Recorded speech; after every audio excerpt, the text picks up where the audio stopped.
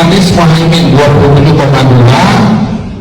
peringkat ketiganya Ganjar Mahfud, angkanya 16,9. Kita tuh 9. Misalnya hasil pemilu itu kan mencerminkan tingkat kedewasaan dan ketidakdewasaan rakyatnya, betul enggak? Bahkan juga algoritma pemilu. Saiki misalnya pemilu 2024 itu kon gak mungkin menang. Wis ana sing menang kita saiki. Wis ana sing menang karena Indonesia dikuasai oleh Fir'aun yang namanya Jokowi, oleh Korun yang namanya Antoni Salim dan 10 naga, gak 9, 10 saya kira. Terus Haman yang namanya Luhut, ya. Jadi negara kita itu sesempurna dicekel cek, ini sekarang bocor-bocor dicekel cek oleh Fir'aun, Haman dan Korun. Itu seluruh sistemnya, seluruh perangkatnya, semua alat-alat politik dan alat sejarah sudah dipegang mereka semua. Dari uangnya sampai sistemnya, sampai otoritasnya, sampai apapun sudah dipegang. Jadi kon milih sapa wae kowe ono sing menang. Itu nangun iku dewasa tegak monggo.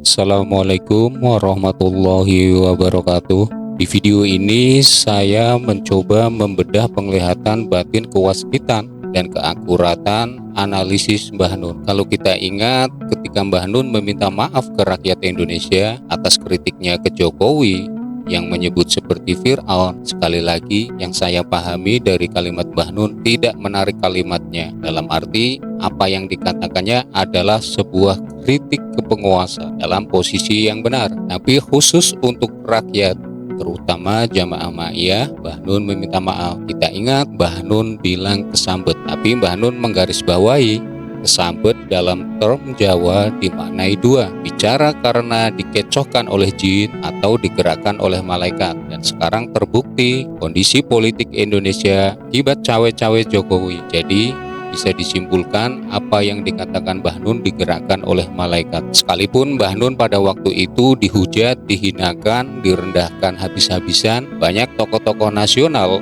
menilai bahwa Mbah Nun telah menyampaikan opini yang kelewatan tentang Jokowi. Bahkan menuduh Mbah Nun telah melakukan tudingan yang tidak pantas dilakukan oleh orang sekelas Mbah Nun. Orang yang bergelar ulama pun tidak sedikit yang mencemooh Mbah Nun. 2 tahun lagi katanya milih sapa kon?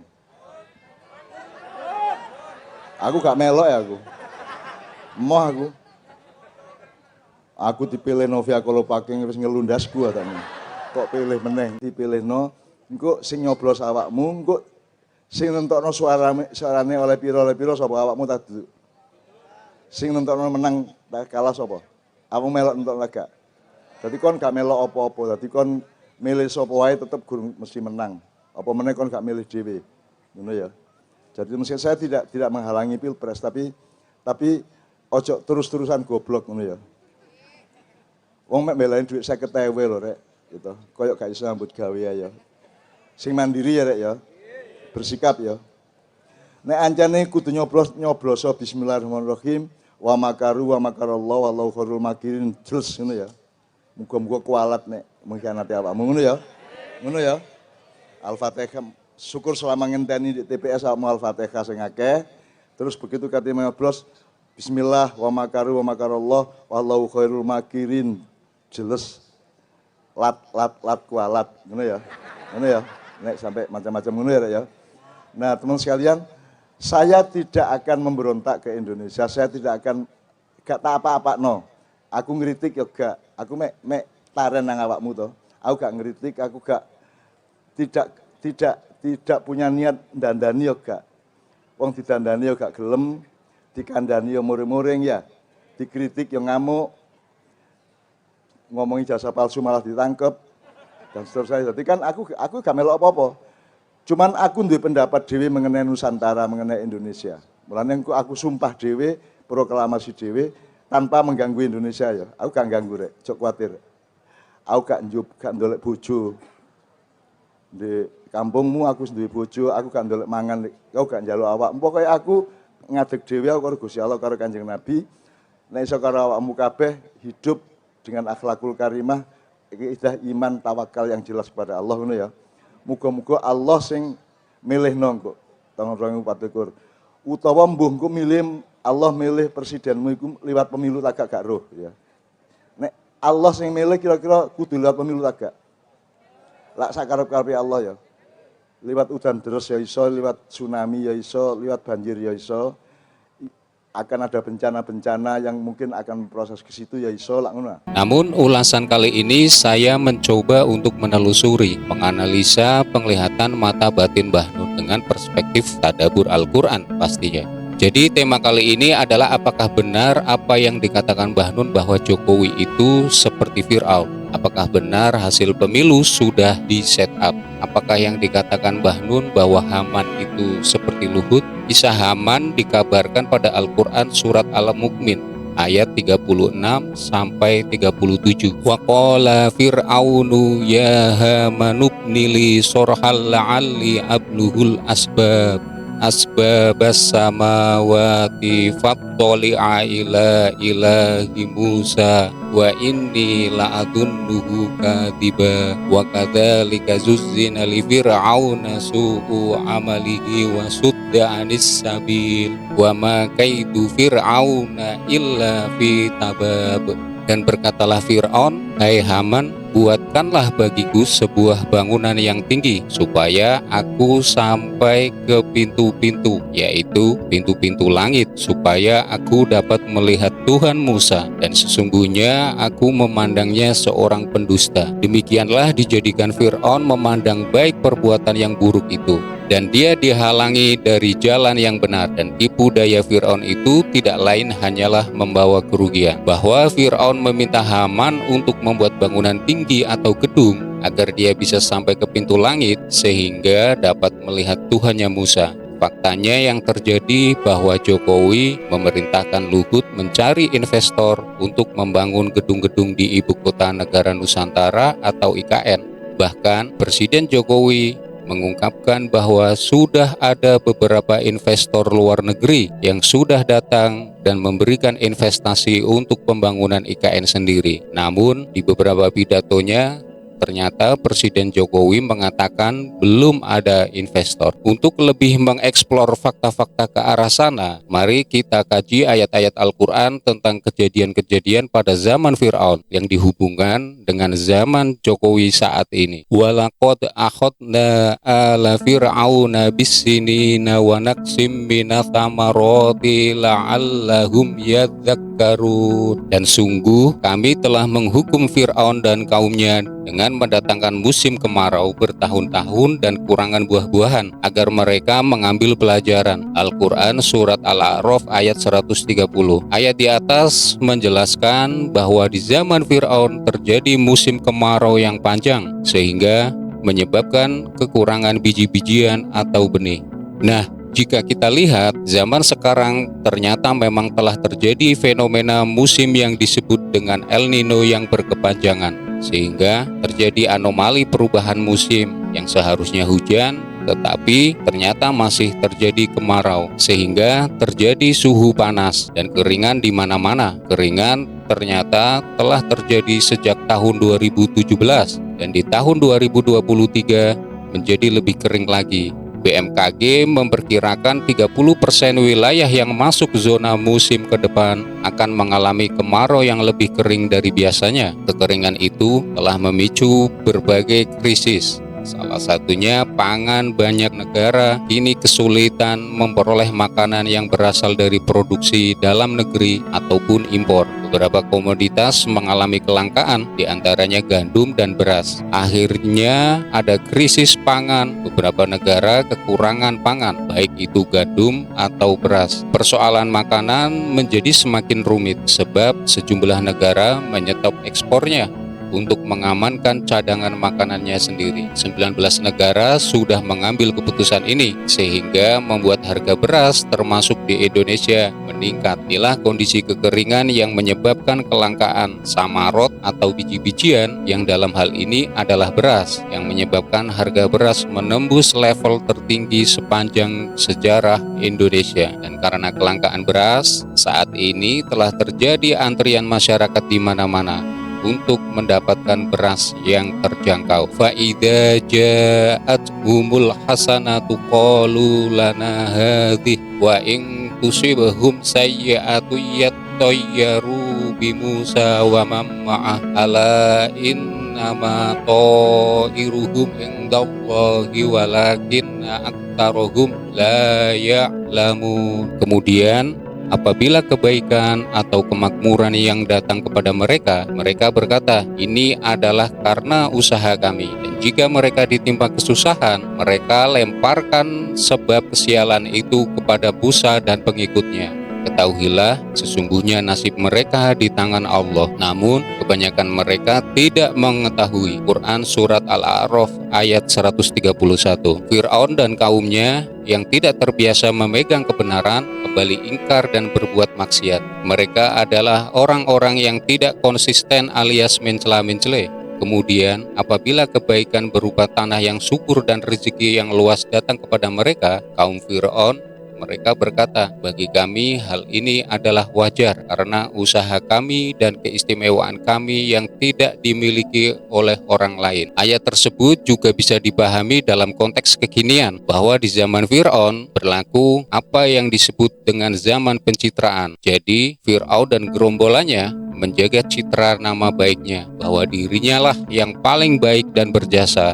Jika ada yang menggambarkan keburukan atas kebijakannya, kebijaksanaannya, maka dia akan melemparkan pada orang yang mengkritiknya. Jadi Fir'aun paling jago dalam ngeles. Coba kita lihat apa yang terjadi saat ini, di mana karakter Jokowi kurang lebih sama dengan Fir'aun dalam rangka untuk image atau citra dirinya dan keluarganya. Itulah sebabnya mereka membina para buzzer untuk menyerang mereka-mereka yang berpikir kritis, tapi mengancam citra Jokowi dan melemparkan keburukan-burukan itu kepada orang-orang yang mengkritiknya.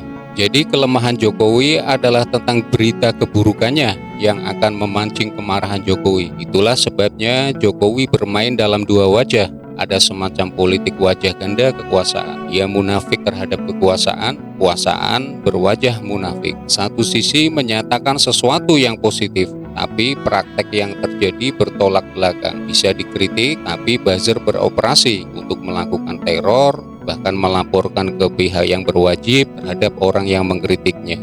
Wa qalu mahma ta'tina bihi min ayatil litasharada biha fama nahnu laka bimu'minin. Dan mereka berkata kepada Musa, bukti apapun yang engkau bawa kepada kami untuk menyihir kami tidak akan beriman kepada Quran Surat Al-A'raf ayat 132.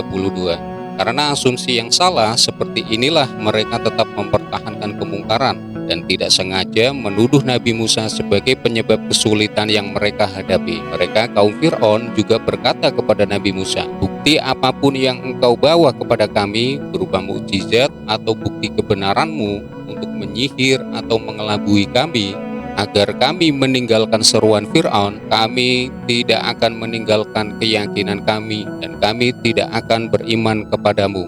Ayat tersebut menjelaskan bahwa di zaman Fir'aun adalah zaman manusia tidak percaya pada kebenaran karena tidak menggunakan mata hati atau nurani untuk merasakan dan melihat derita dan suara jeritan penderitaan rakyat, serta tidak menggunakan pikirannya untuk berpikir untuk menyelesaikan semua kasus-kasus penindasan pada rakyatnya, tetapi menyelesaikannya dengan tindakan kekerasan yang dilakukan oleh aparat negara. Contohnya ketika Nabi Musa melerai perkelahian dan tidak sengaja memukul salah satu pelaku dan pelaku tersebut terbunuh, maka Nabi Musa dikejar-kejar pasukan Fir'aun untuk dibunuh. Jadi zaman Fir'aun mengabaikan kebenaran atas peristiwa penindasan dan kezaliman karena merasa dirinya yang paling benar. Jika kita lihat kondisi saat ini, bahwa kabar berita kebenaran tentang penindasan rakyat diabaikan dan diselesaikan dengan kekerasan. Misalnya, Yayasan Lembaga Bantuan Hukum Indonesia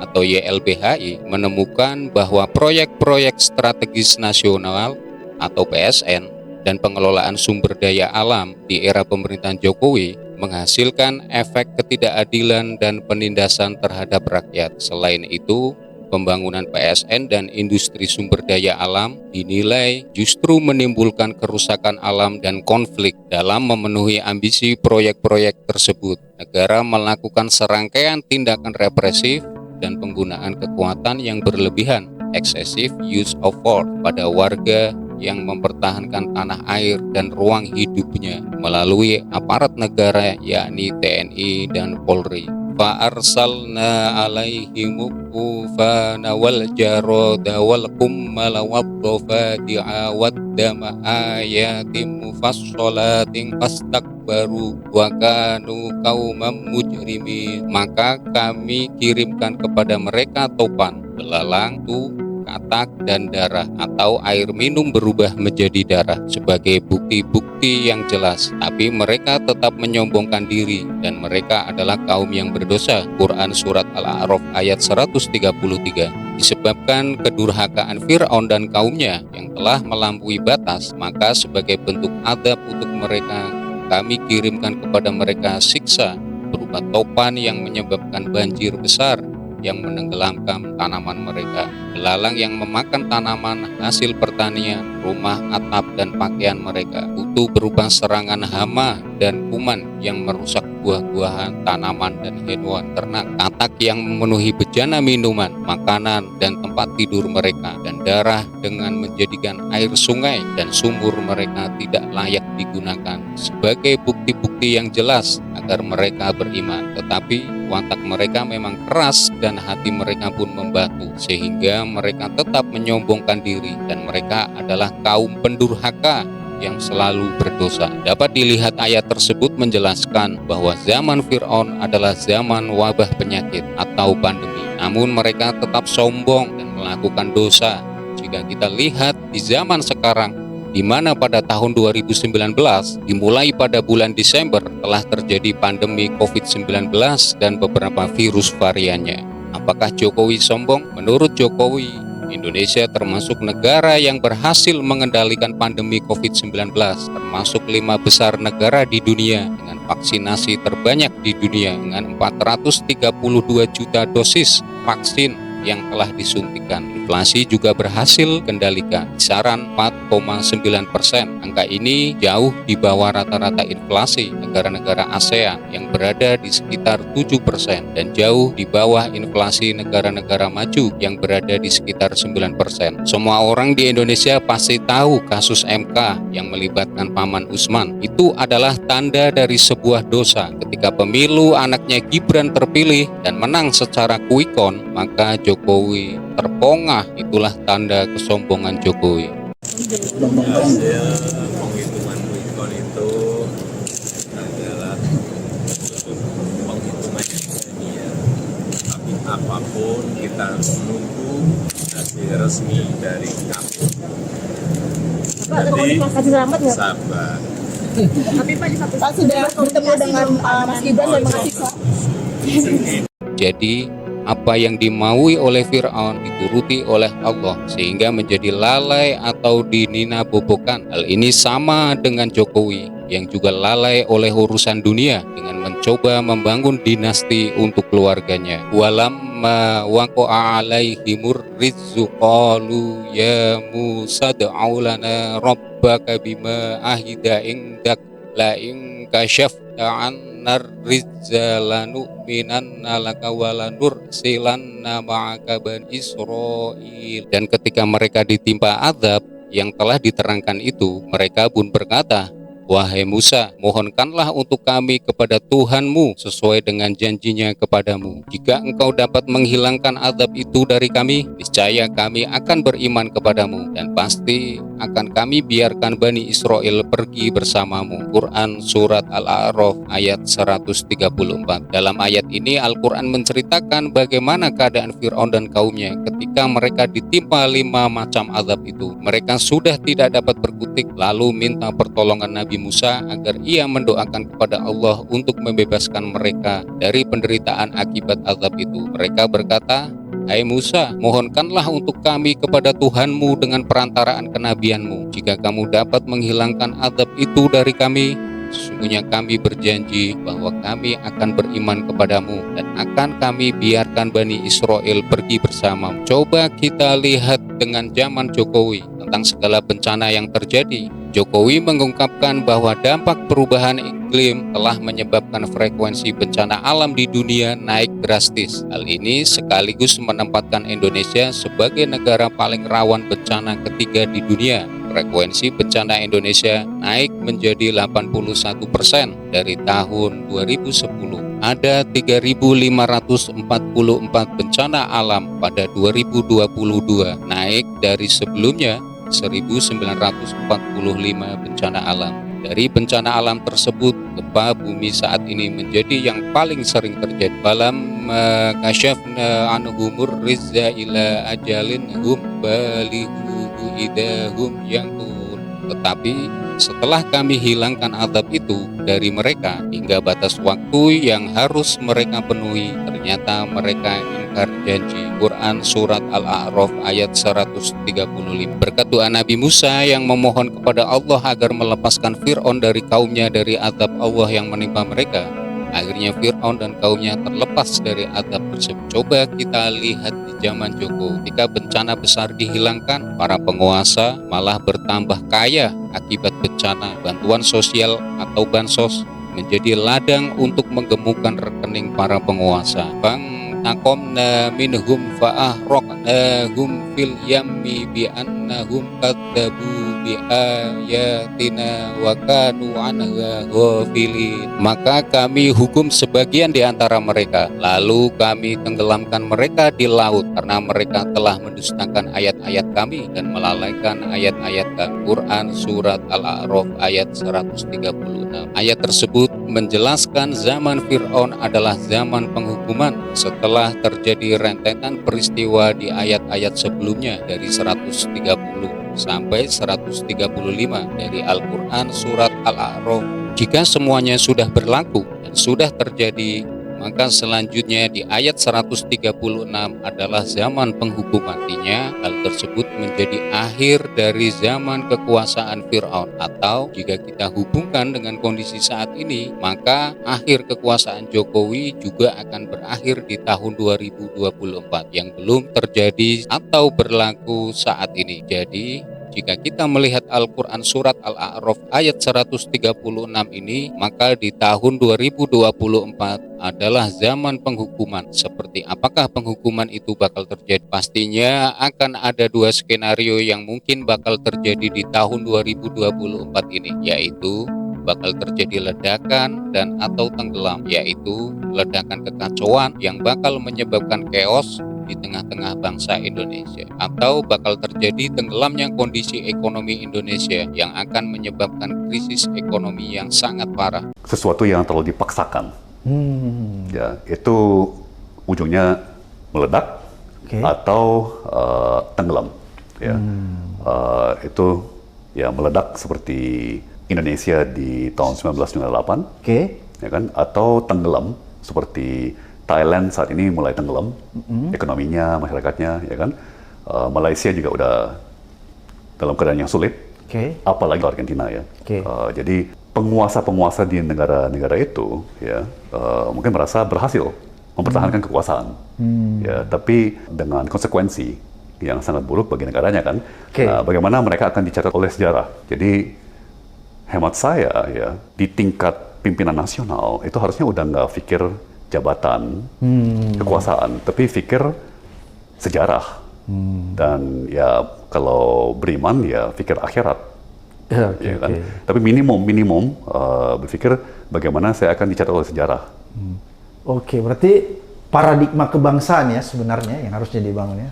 Nah kalau itu jalan, yang akan kita dapat adalah demokrasi yang berjalan dengan baik, sistem ekonomi yang berjalan dengan baik, teknokrat-teknokrat yang membuat kebijakan, ya, dan mengatur program sehingga memupuk sebuah kelas menengah. Ya, makin banyak orang naik ke kelas menengah, ya, dan semakin banyak orang naik ke kelas menengah, kalangan terdidik, kalangan yang punya kecanggihan, punya kemampuan berpikir kritis, ya, juga punya penghasilan yang mencukupi untuk sebuah hidup yang bermartabat.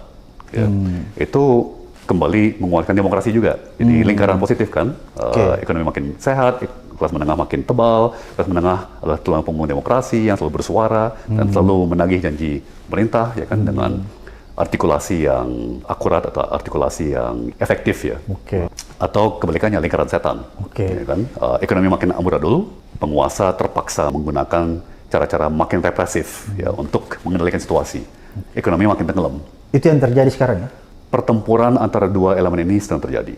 Ya, jadi kita ini lagi memilih apakah mau ke arah reformasi, teknokrasi, ya, demokrasi, atau ke arah oligarki, status quo, represi. Ya. Dan sekali lagi, kita hanya tinggal lihat sejarah dan contoh-contoh dari negara-negara lain. Pilihan ini sangat kritis ya saat ini. Jadi bulan-bulan ini menentukan nasib bangsa. Apakah kita keluar dari jebakan ini, ya kan, dan mulai pelan-pelan membenahi perekonomian, kelembagaan, kultur kita, ya, atau apakah yang menang adalah penjilat-penjilat, ya kan, dan oligarki dan represi ya, yang punya konsekuensi negatif bagi ekonomi, bagi kesejahteraan masyarakat tentunya, dan akhirnya pada hal-hal seperti kecerdasan publik dan kesehatan publik pun. Karena adanya skenario di atas, maka bola salju krisis akan menggelinding menyebabkan kondisi ekonomi yang sulit dan menghimpit sehingga terjadi juga krisis kepercayaan terhadap pemerintah. Apakah akan terjadi pemakzulan terhadap Jokowi yang akhirnya juga akan diikuti dengan pendiskualifikasian Gibran dari percaturan kepemimpinan nasional? Mudah-mudahan jikalau skenario di atas terjadi, maka Mbah Nun akan turun dari topo keramainya karena disuruh untuk membenahi situasi chaos yang terjadi dengan cara ala Mbah Nun sendiri, yaitu melalui pendekatan rububiyah, yaitu melalui pengayoman dan kasih sayang, dan bukan dengan cara mulkiyah, yaitu kekuasaan, atau uluhiyah, yaitu melalui kekuatan people power. Wallahu a'lam bishawab. Saya berharap semoga setelah zaman penghukuman ini, maka Indonesia akan masuk ke zaman Indonesia emas sebagaimana disebutkan dalam ayat berikutnya.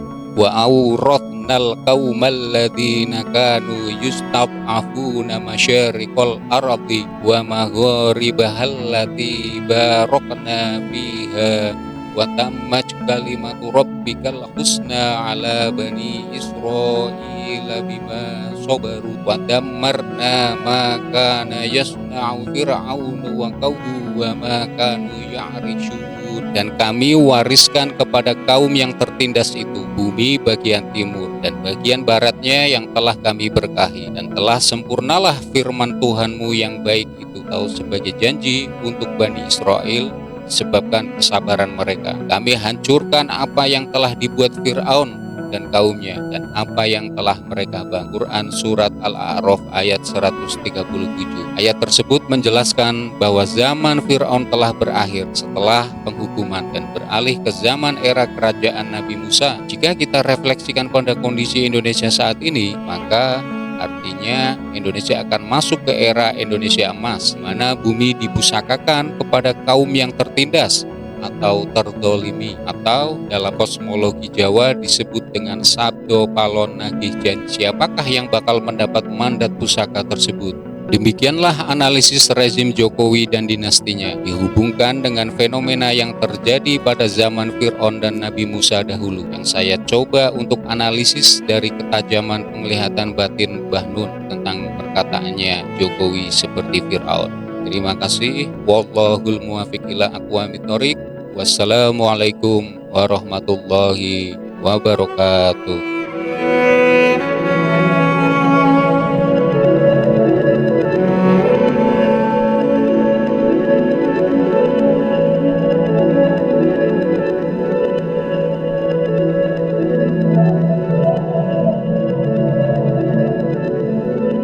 Saya pernah mengalami reformasi dan saya juga tidak bisa menanggung akibatnya, maka saya juga tidak akan melakukan reformasi kedua sebagaimana 1980. Jadi saya sangat berhati-hati. Jadi saya sekarang ini untuk sementara saya hanya mengandalkan kalau Allah kerso memberi keajaiban kepada Indonesia, maka saya akan merasa lebih tenang. Dan saya ngomong keajaiban bukan karena saya bermimpi, tapi karena saya mempelajari. Karena bangsa Indonesia itu bangsa yang memang agak khususon, agak punya fadilah tertentu dibanding bangsa-bangsa lain. Dan itu sudah saya eksplorasi di beberapa naskah drama yang terakhir itu ya.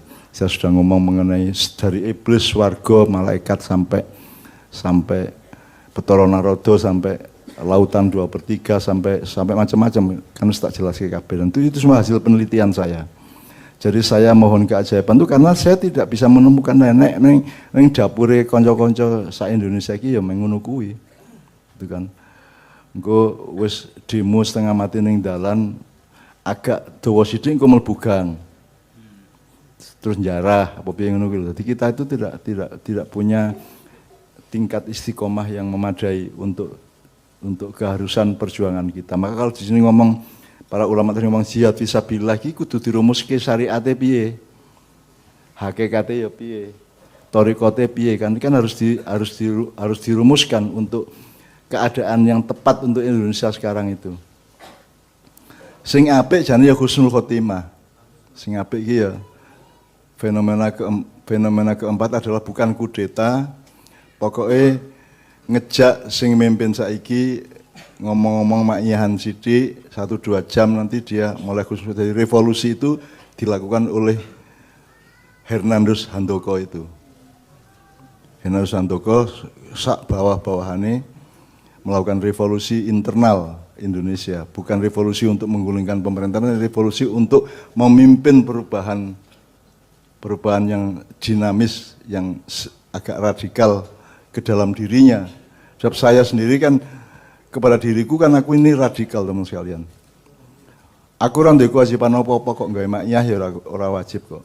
Tapi saya radikal dengan fadilah saya sebagai pedagang dan pengusaha, saya malah ra cetha ya seniman ya ora, ning jarine aku penyair, jarine aku budayawan, ning jarine ya ora.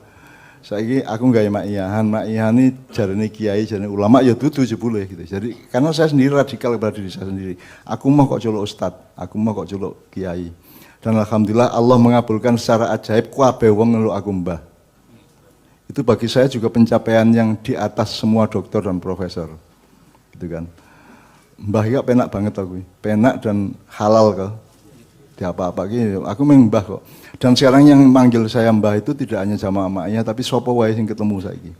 Ning rest area, ning WC, ning toilet apa ning terminal, ning pom bensin, semua itu manggil mbah.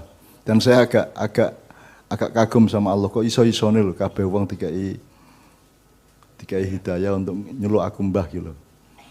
Sampai jenderal-jenderal sekarang sejumlah jenderal manggil saya sudah mbah. Gitu ya. Jadi ya ning Nabi Muhammad ya orang nyeluk aku mbah itu. Ya ora no.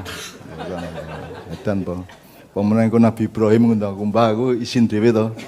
Ampun ngoten to. Aku nek ketemu Nabi sing rada najis, misalnya Nabi Yusuf ngono, ketemu aku ning swarga, mbah niye ngono kuwi. Ya ora penak. Tapi pokoknya saya bersyukur karena saya tidak ikut algoritma kapitalisme, industri dan modernisasi yang sekarang gitu loh. Jadi saya pokoknya karo kowe iki kan hubungannya beda. Tali antara hatiku dengan hatimu itu muatannya beda dengan tali-tali yang pernah ada di kehidupan selama ini. Ngono ya, ngono ya. Jadi saya minta keajaiban kepada Allah itu betul-betul itu juga keperluan pribadi saya dalam urusan yang sangat pribadi orang Maknya dan Indonesia. Aku juga membutuhkan keajaiban karena sangat banyak hal yang saya tidak bisa merubahnya kecuali Allah merubahnya.